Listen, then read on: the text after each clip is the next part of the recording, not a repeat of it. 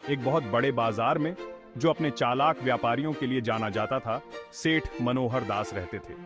यह बाजार अपनी विविधता और जीवंतता के लिए प्रसिद्ध था और यहाँ हर दिन हजारों लोग खरीदारी करने आते थे। वो एक सफल व्यापारी थे, अपनी बात के धनी। उनकी व्यापारिक कुशलता और ईमानदारी के कारण लोग उन्हें बहुत मानते थे। उनके पास व्यापार की गहरी समझ थी और वे हमेशा अपने वादों को पूरा करते थे। हमने साथ मिलकर ईमानदारी और मेहनत से एक व्यापारिक साम्राज्य खड़ा किया। सेठ जी ने हमें सिखाया कि मेहनत और ईमानदारी से ही सफलता मिलती है। उनके नेतृत्व में हमने कई चुनौतियों का सामना किया और उन्हें पार किया। उनके दोस्त जानकी दास उनके भरोसेमंद सलाहकार थे। जानकी दास ने हमेशा सेठ जी का साथ दिया और उनके हर निर्णय में उनका समर्थन किया। मनोहर दास निष्पक्ष व्यवहार और जरूरतमंदों की मदद में विश्वास रखते थे। वे हमेशा अपने व्यापार में ईमानदारी और पारदर्शिता बनाए रखते थे और गरीबों की मदद के लिए हमेशा तैयार रहते थे। वो अपने कर्मचारियों को परिवार की तरह मानते थे। उनके कर्मचारियों के साथ उनका व्यवहार हमेशा सम्मानजनक और सहयोगात्मक था, जिससे सभी कर्मचारी उनके प्रति वफादार थे। उनके ग्राहक जानते थे कि वो हमेशा अच्छी क्वालिटी का सामान सही दामों पर उनसे खरीद सकते हैं। सेठ जी ने हमेशा अपने ग्राहकों की संतुष्टि को प्राथमिकता दी और उन्हें सर्वोत्तम सेवा प्रदान की। साल बीतते गए और मनोहर दास का व्यापार फलता फूलता गया। उनकी मेहनत और समर्पण के कारण उनका व्यापारिक साम्राज्य दिन ब दिन बढ़ता गया। उनकी प्रतिष्ठा दूर दूर तक फैल गई। लोग उनकी ईमानदारी और व्यापारिक कुशलता की कहानियां सुनाते थे। वो सिर्फ एक सफल व्यापारी नहीं थे, वो समुदाय के एक सम्मानित सदस्य थे। उनकी समाज सेवा और उदारता के कारण लोग उन्हें बहुत आदर और सम्मान देते थे। उनकी कहानी हमें याद दिलाती है कि सफलता सिर्फ मुनाफे से नहीं, बल्कि दूसरों पर हमारे सकारात्मक प्रभाव से भी आती है। सेठ मनोहर दास ने हमें सिखाया कि सच्ची सफलता वही है जो समाज के लिए लाभकारी हो। मनोहर दास का एक बेटा था, दुष्यंत, जिससे वो बहुत प्यार करते थे। वो चाहते थे कि दुष्यंत को सबसे अच्छी शिक्षा मिले, इसलिए उन्होंने उसे पढ़ने के लिए इंग्लैंड भेज दिया। दुष्यंत एक होशियार नौजवान था, सीखने के लिए उत्सुक। साल बीतते गए और दुष्यंत ने अपनी पढ़ाई में बहुत अच्छा प्रदर्शन किया। उसने इंग्लैंड में नई तकनीकों और व्यापार के तरीकों के बारे में सीखा। मनोहर दास को अपने बेटे की उपलब्धियों पर गर्व था। ईमानदारी सबसे अच्छी नीति है, वो कहते थे, और मेहनत सफलता की कुंजी है। मनोहर दास का मानना था कि ये मूल्य किसी भी व्यवसाय के विकास के लिए बहुत जरूरी है। एक दिन मनोहर दास बीमार पड़ गए। उन्हें एहसास हुआ कि उनका समय निकट है। वो अपने बेटे को देखने और अपनी बुद्धिमत्ता उसे सौंपने के लिए तरस रहे थे। उन्होंने दुष्यंत को बुलवाया, जो इंग्लैंड से तुरंत वापस आ गया। मैं अपने पिता को इतना कमजोर देखकर चौंक गया। वो अपने बिस्तर के पास बैठ गया, उसकी बातें ध्यान से सुनने लगा।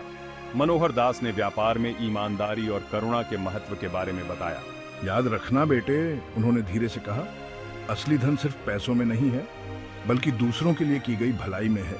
दुष्यंत ने अपने पिता से वादा किया कि वो उनकी शिक्षाओं को हमेशा याद रखेगा। मनोहर दास का शांति से निधन हो गया, दुष्यंत को दुखी छोड़कर। अंतिम संस्कार के बाद परिवार इकट्ठा हुआ वसीयत पढ़ने के लिए। मनोहर दास ने अपना पूरा व्यवसाय दुष्यंत को सौंप दिया था, लेकिन एक शर्त थी। दुष्यंत, तुम्हें जानकी दास तुम्हारे पिता के भरोसेमंद दोस्त और सलाहकार का मार्गदर्शन मानना होगा। मुझे व्यापार के सारे रहस्य पता हैं। दुष्यंत उलझन में था। उसने इंग्लैंड में आधुनिक व्यापार व्यवहार का अध्ययन किया था। उनका मानना था कि उनके पिता के तरीके पुराने हो चुके थे। मैंने जानकी दास की सलाह को नजरअंदाज करते हुए अपने तरीके से व्यवसाय चलाने का फैसला किया। और इस तरह दुष्यंत का सफर शुरू हुआ, अपने पिता की विरासत और एक नए युग की चुनौतियों के साथ। सेक्शन 5, गलतफहमियां, दुष्यंत का पतन। यह कहानी है एक महत्वाकांक्षी व्यवसायी की, जिसने अपने ही सिद्धांतों को गलत समझा और अपने पतन की ओर बढ़ गया। दुष्यंत अपनी आधुनिक शिक्षा से अंधा हो गया था। उसने अपने पिता के सिद्धांतों को गलत समझा। उसे लगा कि पुराने तरीके अब काम नहीं आएंगे और उसने उन्हें पूरी तरह से नकार दिया। उसने सोचा कि गरीबों की मदद करने का मतलब है मुफ्त में सामान देना, लेकिन वह यह नहीं समझ पाया कि इससे उसकी कंपनी को कितना नुकसान हो सकता है। उसने अमीर व्यापारियों को संभावित भागीदारों के रूप में नहीं, बल्कि कुचलने वाले प्रतिद्वंद्वियों के रूप में देखा। उसकी यह सोच उसे और भी आक्रामक बना रही है। मुझे मुनाफा बढ़ाना है, चाहे कुछ भी हो जाए। मैं किसी भी कीमत पर पीछे नहीं हटूंगा। उसने अपने कर्मचारियों की जरूरतों की उपेक्षा करना शुरू कर दिया, पूरी तरह से मुनाफा बढ़ाने पर ध्यान केंद्रित किया। उसे यह एहसास नहीं हुआ कि उसकी यह नीति उसके कर्मचारियों को हतोत्साहित कर रही थी। उसने सुरक्षा और परिवार के महत्व के बारे में जानकी दास की चेतावनियों की अवहेलना की। जानकी दास ने उसे कई बार समझाने की कोशिश की, लेकिन दुष्यंत ने उनकी बातों को नजरअंदाज कर दिया। दुष्यंत, तुम्हें अपने कर्मचारियों की सुरक्षा और भलाई पर विचार करना चाहिए। अगर वे खुश नहीं होंगे तो तुम्हारा व्यापार भी नहीं चलेगा। दुष्यंत के कार्यों के परिणाम हुए। उसकी गलत फहमियों ने उसे एक ऐसे मोड़ पर ला खड़ा किया जहां से वापसी मुश्किल थी। उसके कर्मचारी शोषित महसूस करते हुए काम में मन नहीं लगाते थे। वे अब अपने काम में रुचि नहीं दिखा रहे थे और उनकी उत्पादकता घटने लगी थी। अन्य व्यापारियों के साथ उसके रिश्ते खराब हो गए। उसका धंधा घटने लगा। उसके व्यापारिक साझेदार भी उससे दूर होने लगे। दुष्यंत हार गया और भ्रमित हो गया। उसे समझ नहीं आ रहा था कि उसकी मेहनत के बावजूद सब कुछ क्यों बिगड़ रहा है। उसे समझ नहीं आ रहा था कि वो गलती कहां कर रहा है।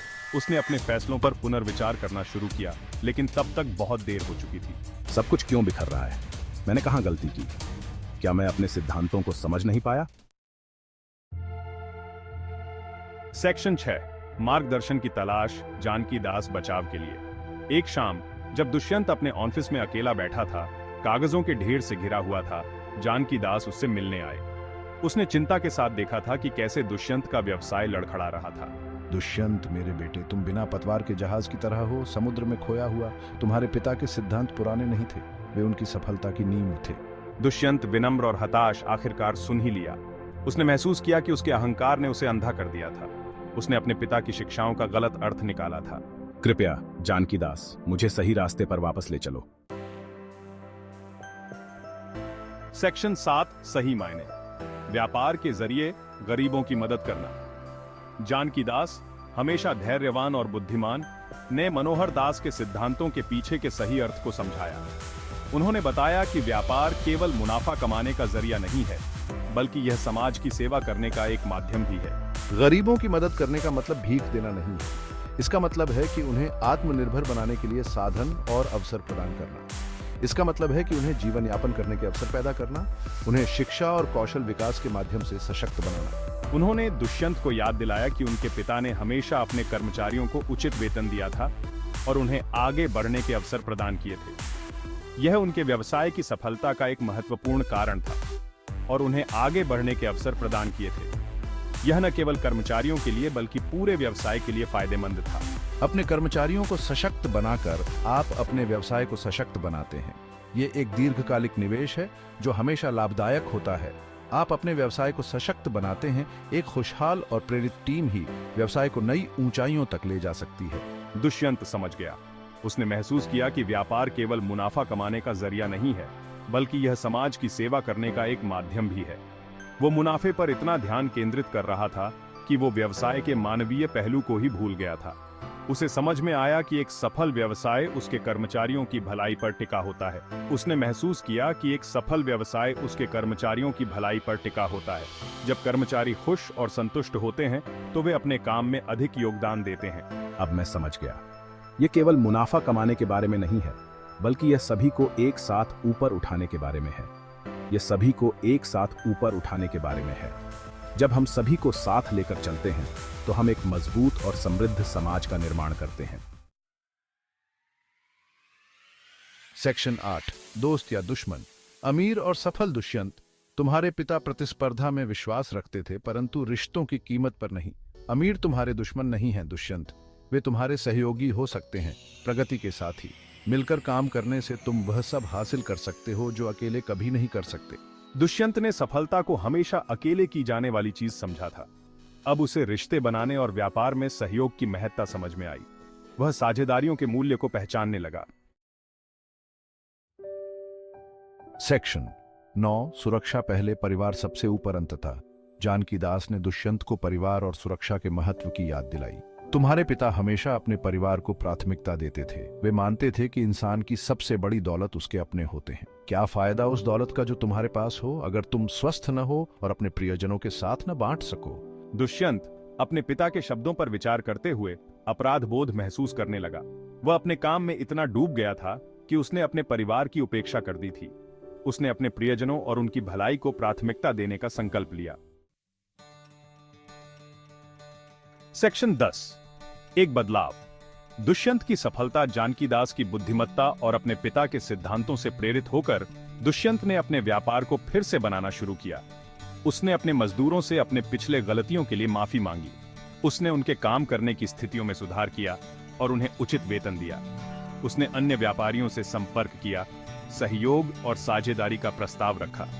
उसने गुणवत्ता वाले सामान और सेवाएं प्रदान करने पर ध्यान केंद्रित किया, अपने ग्राहकों के साथ विश्वास का निर्माण किया। धीरे धीरे लेकिन निश्चित रूप से दुष्यंत का व्यापार फिर से फलने फूलने लगा। उसने एक मूल्यवान सबक सीखा, सच्ची सफलता सही रास्ते पर चलने से आती है, एक ऐसा रास्ता जो ईमानदारी, करुणा और सिद्धांतों से भरा हो। सेक्शन 11। निष्कर्ष। एक समृद्ध जीवन, बुद्धिमत्ता द्वारा निर्देशित साल बीत गए और दुष्यंत एक बुद्धिमान और करुणामय व्यापारी के रूप में प्रसिद्ध हो गया, ठीक अपने पिता की तरह। उसने जानकी दास से सीखे हुए पाठ और अपने पिता के सिद्धांतों को कभी नहीं भुलाया। उसे खुशी सिर्फ अपने व्यापारिक सफलता में ही नहीं, बल्कि अपने प्यारे परिवार और समुदाय से मिले सम्मान में भी मिली। जानकी दास दुष्यंत के परिवर्तन को देखकर प्रसन्नता से उसकी शादी एक दयालु और बुद्धिमान महिला से करवाई। दुष्यंत की कहानी हमें सिखाती है कि सच्ची सफलता केवल भौतिक संपत्ति से नहीं मापी जाती, बल्कि उस सकारात्मक प्रभाव से होती है जो हम दुनिया पर डालते हैं और जो विरासत हम छोड़ते हैं।